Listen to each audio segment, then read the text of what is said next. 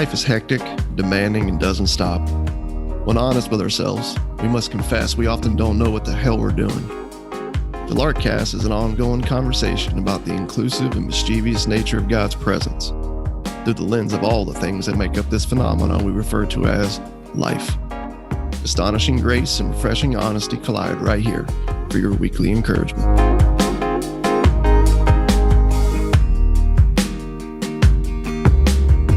Hey everybody, Tony and Russ here. Welcome back to the Larkcast. If you listened to last week's episode, you know that this is the second part of a one discussion we're having in the latter part of John chapter 5. We're going to pick up in the middle of that discussion. So no banter, no funny intros, none of that. We're just going to dive right into the second part of this discussion.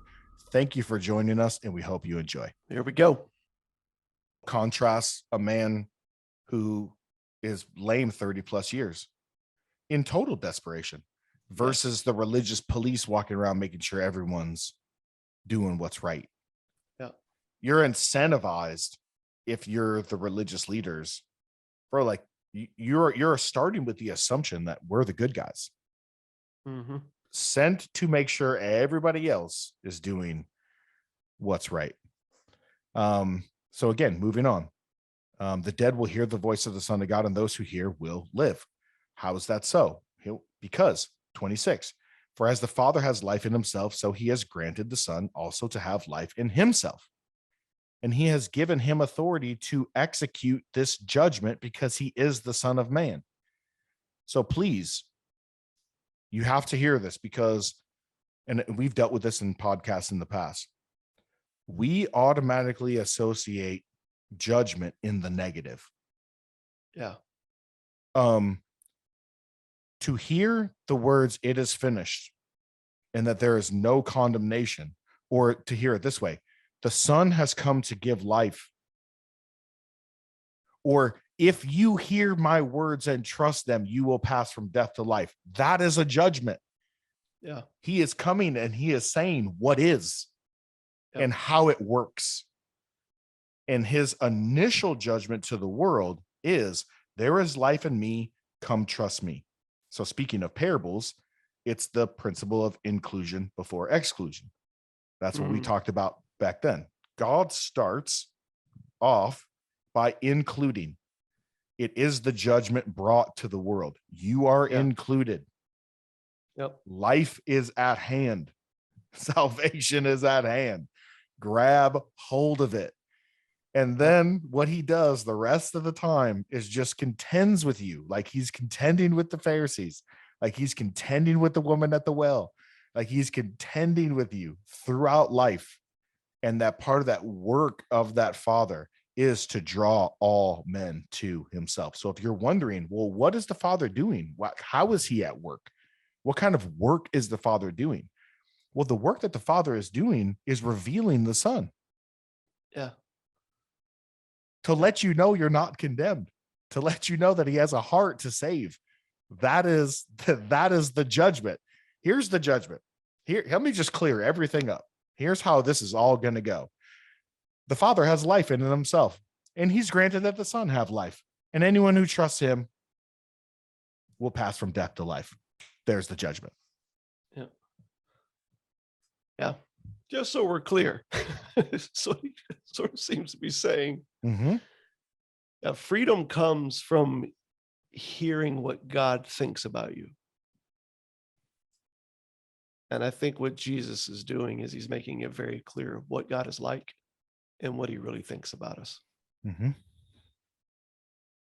Yep. And just making it known just how simple and beautiful it is to grab hold of this reality.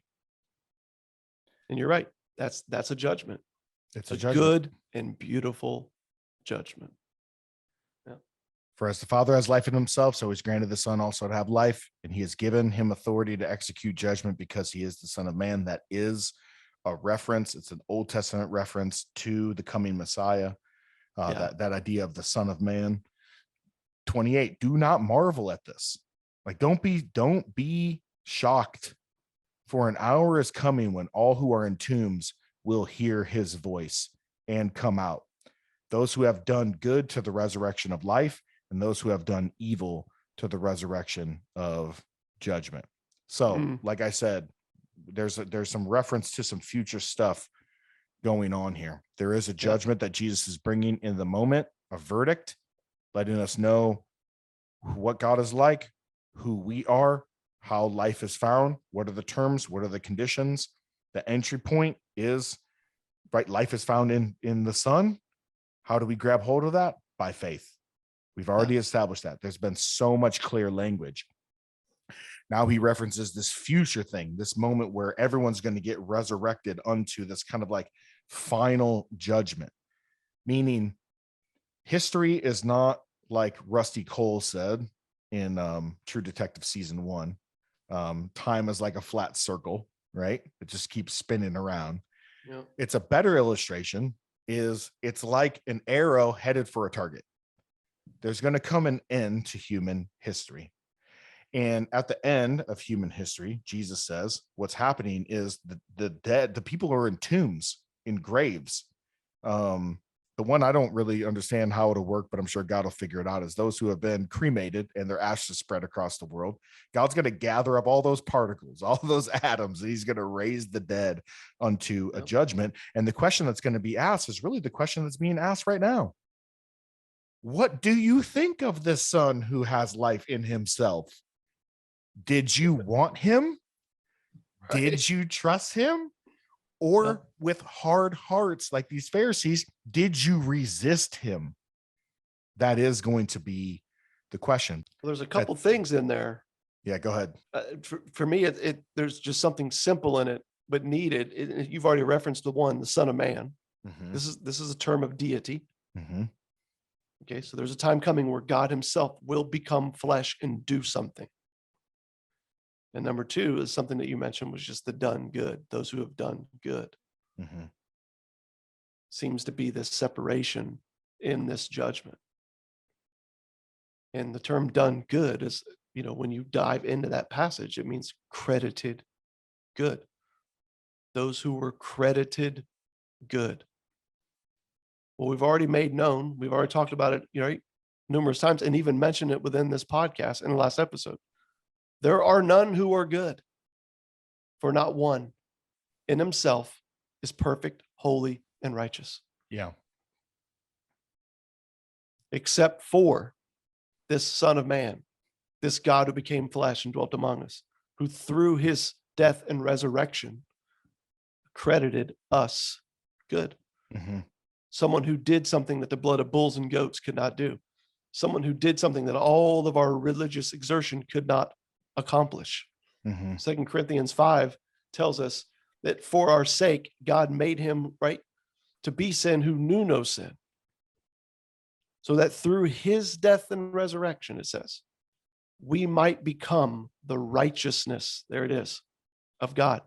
We might be accredited good. Yeah. On And the it's basis like of someone else. You could really grab onto verse 29 and be like, well, all this is really undoing, this whole idea of grace. But like, if you look at this passage in its broader context, it's the Pharisees find themselves being rebuked by Jesus for doing what they perceive to be good, upholding the Sabbath. Yeah. And they're proving, and I said this earlier, they're proving that a life focused on the law not only allows, but leads to missing out on the celebration of a miracle for a minuscule violation of the law. Mm-hmm. And then it'll lead you to plot a murder. So let me get this straight. Because you're so dialed in on upholding Moses and upholding your theology of finding out who's a heretic and who's violating the law, you literally can investigate a dude instead of toast with him. And you literally can plot a dude's murder in your effort to uphold the law. I think the law says something about that as well, right? Probably. Might be something in there. So to think that he's teaching some sort of performance-based salvation here is really silly. But what I do think is he's challenging their perception of good and evil. What good is it if you destroy a neighbor on your way to honoring your law and your theology? Yeah. So I still do believe, because I read the commentators and they were going this angle. And I ultimately agree with the angle that you're taking about the credited good and the distinction there. I still believe that those who pass from death to life by trusting in the Son's words will be zealous for good works. Like, I believe that. I believe the work, if the Father is revealing the love of God to the Son, right? Mm-hmm. And the love of God is in him. Later on, Jesus is going to tell these guys, dude, the love of God is not in you. The love for the law is in you, right? So I believe that part of that passing from death to life is that the love of God is going to be in us as a result of being awakened to the love of God. I believe that.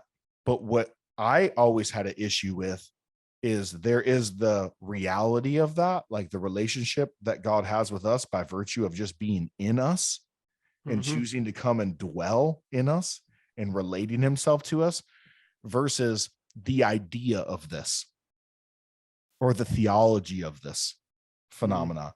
Because if you spend time talking to someone about how something should go or how it should work, instead of the one who works the work, you know what I'm saying? Instead of instead of focusing on the actual one who's doing this in us, this phenomena is in us because of him, it functions like the law in that it can't give life. So if I say true faith in the Son who gives life will produce these things, and it should produce these things in your life, that is going to produce no more life in someone than a command. It becomes a command in and of itself. Yep. But I still believe in the phenomena of it. And there was a post that Mockingbird had on Friday from this Frederick Buechner, and it read this way: the final secret, I think, is this, that the words, "You shall love the Lord your God," become in the end less a command than a promise. Yep. Less a command than a promise. A realization. A realization, something he's working in us. And we have to trust that work in others, those who have passed from death to life. But we so want it to happen like right now. Yep. Like, we want to gauge it. We want to throw it on a spreadsheet. We want to put timetables on it. We want to put expectations on it. And then we look at someone who's passed from death to life and say, well, this is what should be happening with you. And we think it's going to further that process along, instead of trusting the actual process of the one whom gives life to whom he will, one who actually is indwelling in us and doing his work at his pace and his time according to his authority. And it just ends up working against it. Well, if I'm going to be like frank about it, my experience with that whole dilemma, being someone who's fully participated in that, what should be, and mapping it out and trying to produce it on my timetables. My conclusion in my own personal life and what I've seen in others is the people who are demanding it ultimately are the people who don't trust him. Yes. Which is crazy. The people who are demanding this ultimately are showing that in this moment, do not trust what Jesus has declared. So, because all of that whole like trying to measure and map that is all driven from the anxiety, the fear, the doubt, the shame that comes over our lives, because we're not trusting what God really has said about us. And we don't fully trust what God has said about this person in front of us. And so we want to fill that gap with what it is that we can see. A couple things. Jesus himself says, oh, you guys want to talk about the law, right? And what should be? Go to the Sermon on the Mount, Matthew 5-7. What does he show us? Hey, just so we're clear, when it's of me, he says, your right hand won't know what your left hand's doing. So that whole here's what should be in my life. It's not there right now. Let me go grab this new study or this new book and, go and produce this thing, whatever it is. That's the opposite of your right hand not knowing what your left hand's doing. Number 2, Matthew 25, when Jesus unpacks, the good works that people were doing, caring for the poor and feeding the hungry and clothing the naked. And how do they respond to him? For like, Jesus, when did we do this for you? They're clueless about it. So I would agree with you. When the love of God is in us, there's this thing that starts to well up in us that we start to love the things that are of God. Amen. But that's a work of someone else. Right. It's not a work of us. So if you're aiming at it in advance so that you can do it, then that's not faith. You're free to stop calling that Christianity. It's not Christianity. Yeah. Your faith in those moments are not in the God Jesus revealed. Because they're proving that they think that a life of faith is just an entry point. Yes. Not the And whole that's point. not true. It's not true. The just, those who are made just, Shall going live back, by. those who are credited this righteousness and then Right. declared just. Okay. They shall live by faith. Yes, faith. And so while I do believe, like when I trusted, like when I was 20 years old, something like very fundamentally at the core of like my identity changed. Yeah. And there is something about that experience. There's something about the realization of this son and about his love that changed me fundamentally forever, that I just, even as much as frustration as I've had with the church and theology, and I've, moved and shifted and changed my mind on some things and find myself in different places and, grabbed on to new things and tried all these others. I can't walk away from him. No, Like, I'm with you. Like even if I come to the last freaking like end of my rope when it comes to faith, there is just something about Jesus of Nazareth and the life, death, and resurrection of him, right, on my behalf, that I just cannot walk away from. And so I've seen that long work in my life. I've seen even being frustrated with people, neighbors, the church, whatever.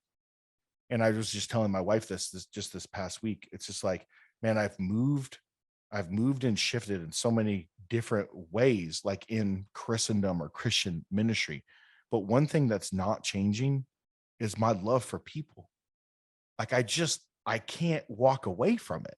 As you know what I'm saying? Like you can't put it down. Yeah. It's just the love of God is in you. And he's done this.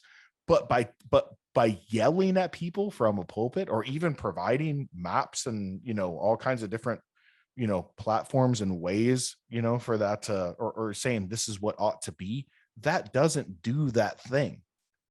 Mm-mm. It doesn't do the thing you think it's doing. Yeah. Which I think Jesus goes on to show these dudes, right, towards the end of this chapter. Something Yeah. you've already made mention. I mean, he literally looks at them and tells them, for the love of God does not abide in you.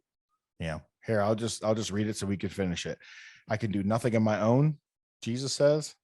As I hear, I judge. As I hear from the Father, I judge, and my judgment is just. Do you think it's as I hear from others, or as I hear from the Father? What do you think that is right there? Seems to be the Father. Okay. Yeah. I didn't know if he was like, as I hear you fools like talk to me, I judge, and my judgment is just. As I hear from the Father, I judge, and my judgment is just, because I seek not my own will, but the will of him who sent me. Yeah. If I alone bear witness about myself, my testimony is not true. 32, there is another who bears witness about me, and I know that the testimony that he bears about me is true. You sent to John.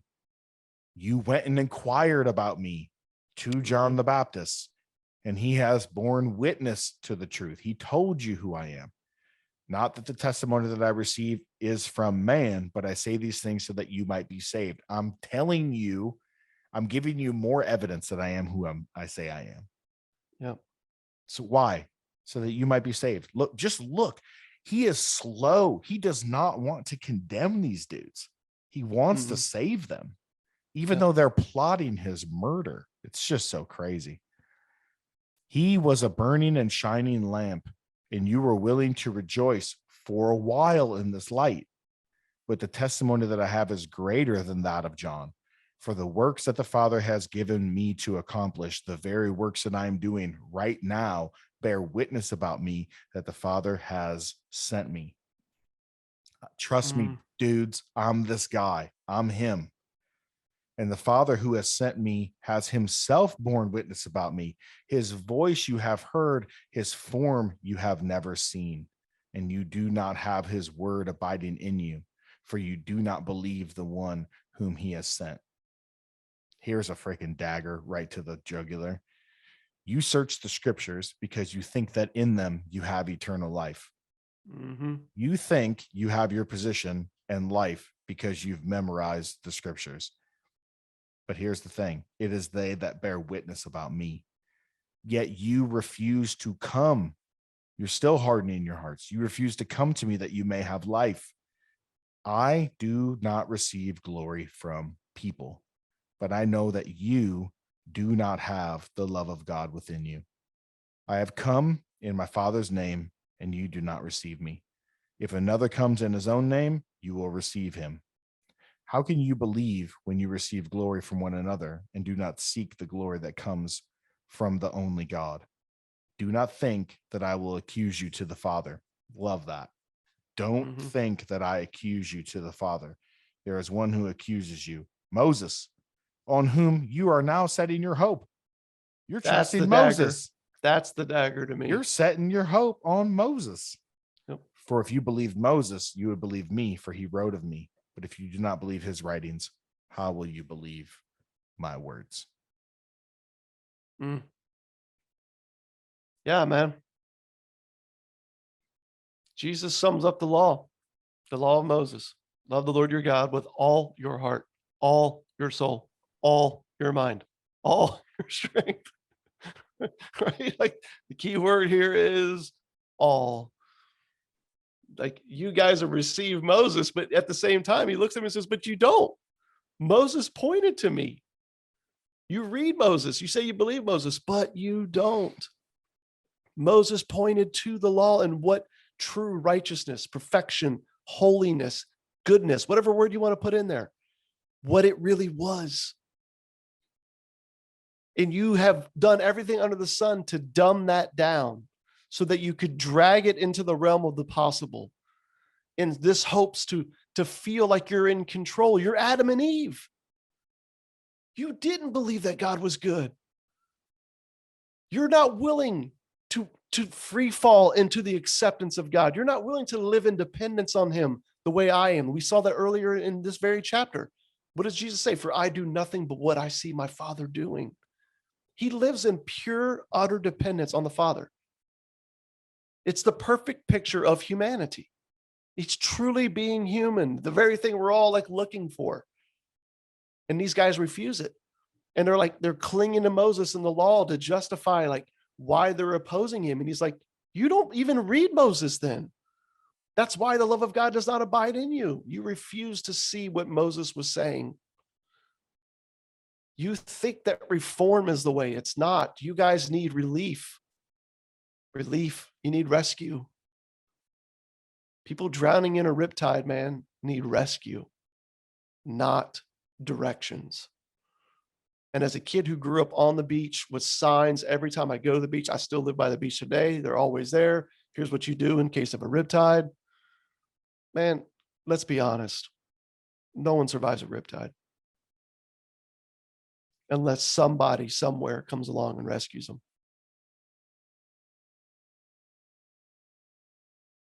And I think that's what he's saying to them. Like everything Moses was pointing to is me. And yet you say you believe Moses, but you don't receive me. It doesn't make any sense. It's just so crazy how you could be so close to something and miss it completely. Yeah. It's like when you have bad breath, like you can't smell it, even though your own nose is like 3 inches from your mouth. Like it's literally right above it. And it's just so crazy to me that you can be so dialed in on everything in relation to ideas of holiness and church's community and creed, cult, conduct, all of it. Maybe it's Moses. Maybe it's some quasi version of Moses that is the Protestant evangelical church or whatever. Right? Yeah. And it's like, dude, you're so dialed in and you think you're just in the right place. And dude, everything in your practice and in your theology is just screaming that you don't trust. Yeah. And these you are the can't most even knowledgeable hear. dudes in the world, right? Dude, they give their life to studying Yes. the Pentateuch, Yeah. Torah, the ongoing discussion and expression of these ideas in these passages. Yeah. The are ongoing most rewriting familiar. of it. Yeah. The ongoing memorization of it. It's like you've got these people that are obsessed with knowledge, almost to the point where you wonder if knowledge is their parachute. So, like Adam and Eve, they're hedging their bet on something else in hopes to be like God, to be in control of their destiny and the world around them. And for these guys, it seems that knowledge is that parachute. They don't want to free fall into the acceptance of God. They don't want to live in dependence on God, right? A life of trust, a life of faith, the way you see in Jesus. They want to be able to have a hand in it. And, and you can find people pick different parachutes, it seems like, you know what I mean? For some, it's like success. For some, it's money. For some, it's fame. For some, it's, how well Johnny does in Little League. I'm just saying, like, you can run down the list with a million things. But for these guys, it seems to be a knowledge.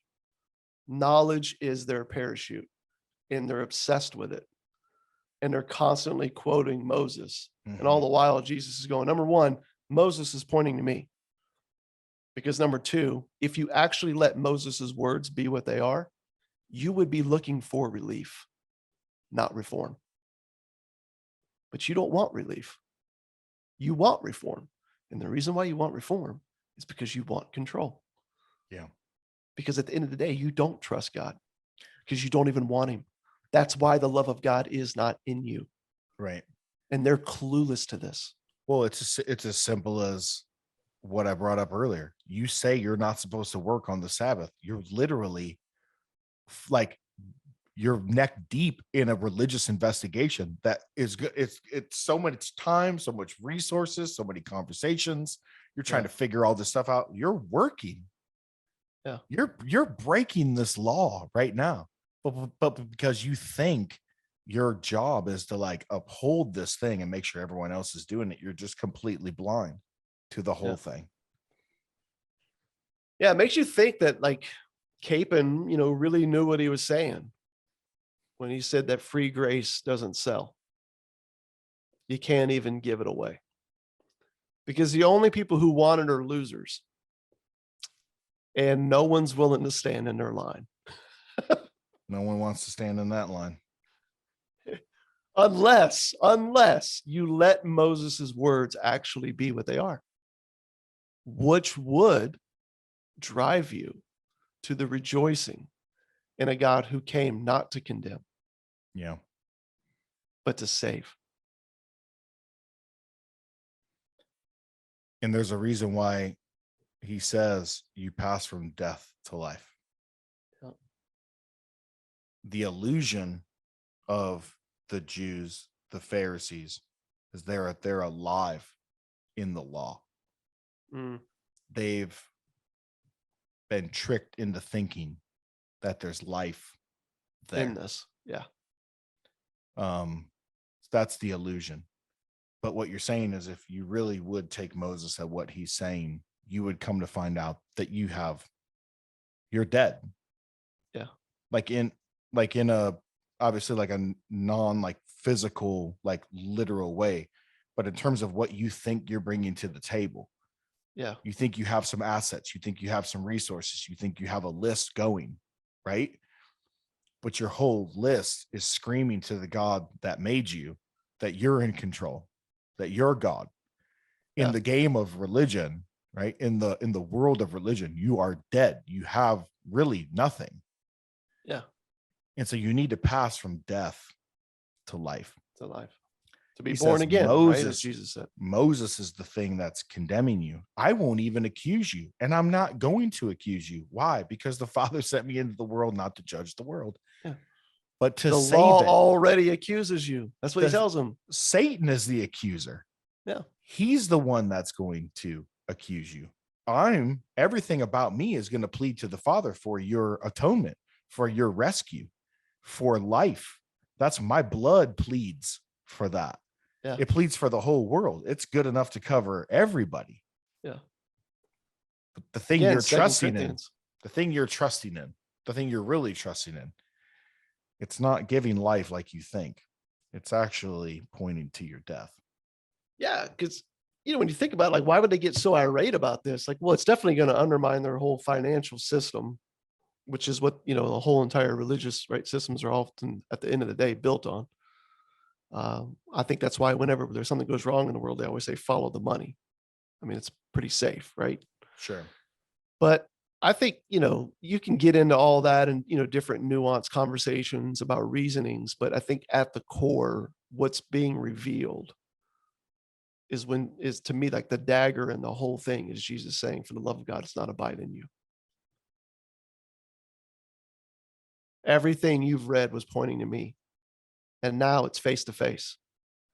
And you don't want it. And you know you don't want it. That's what's sad here. That's the sad piece. You don't want to let go. You don't want to free fall into the acceptance of a God that loves you and everyone around you that you think doesn't matter and doesn't qualify. That somehow by them belonging puts your belonging in jeopardy or puts your worth up for grabs. And so you'd rather cling to a myth so that you can feel like you're in control, which, by the way, is also a myth, instead of letting go and grabbing hold of the reality that's right in front of you, saying, I came not to condemn you. I'm not here to accuse you. I'm here to save you. Because saving, resurrection, is your need. Getting it right is not an option, guys. And if you read Moses, you would know that. Something else is needed. And dude, I feel like at the core, man, is just this, no. I have to remain in control. I can't do it. Which to me is why so much of what goes on, I feel like in the name of Christianity, in the name of like the faith and growing our faith, I'm like, that's actually the opposite of faith. I was just in a conversation with a guy at a bar about this last Thursday and just helping him see Christianity is anti-religious, bro. It is not a religion for those who are serious about loving God and loving their neighbors. It's a fellowship for the losers who have given up on their ability to truly love God and truly love their neighbor. They're clinging to the God who came and dwelt among us for their very life. He's their death and resurrection. It's a journey of trusting him. That's the life of grace. That's the life of faith. Anything else is not the life of faith. Yeah. It's religion. Yeah. In pursuit of control that's called faith, and it's not. Right. And it goes back to last week, and shout out to Carrie from South Texas. He called me and we had an hour-long conversation because he was so ecstatic about the whole distinction between the object and subject of faith. Because we have made faith about the subject, it allows us to call all the activities of life, right? Or in the Christianity, whether it be creed, cult, conduct, right? Creed, right? Your life of faith in theology. Conduct, your life of faith in behavior. Cult, your life of faith as it relates to, all these ceremonies and ways that you express, right? Your faith and all these events and, Sundays and, various things, because we've made faith about the subject, faith itself. and not the object. We've complicated it. Yes. This whole conversation, if you go and read John 5 through the lens of faith, really is just focused only on its object. Yep. You will see that Jesus is really saying, dude, me, singular person, one place. There's one place to put your faith. One place. Yep. Not this whole, you know what I'm saying? Mm-hmm. Expression of all these different avenues and places and platforms, right? It's really just about me. It comes back to the object. Yeah. It's saying what, it really just saying what you're saying. It's about the Son. Who is the Son? That's what he's saying to them. Who do you say? Who is the Son? Yeah. Yep. If you knew that the Son of Man, deity form, right, was the one who's standing here, the one that Moses has been pointing to, the one you've studied about your whole life, is standing in front of you and saying, resurrection, not reform. You would be clinging to me right now, but you won't, because you don't want me. The love of God doesn't dwell in you because you don't want the love of God, because you don't want God. You want control, and you do it under the guise of following God.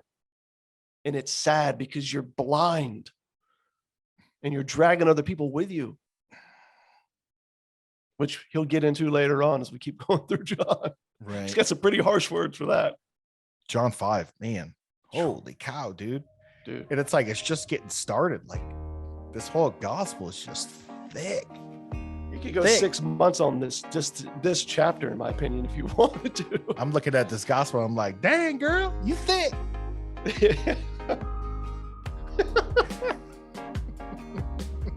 And tall. I'm like, oh, dang, girl. Oh, man. Well, dude. Well, there it is. Till next time. I don't even have a cup. I don't even have a cup with me. I can't cheers. Here, I'll grab this empty thing here. There you go. Till next time. Cheers.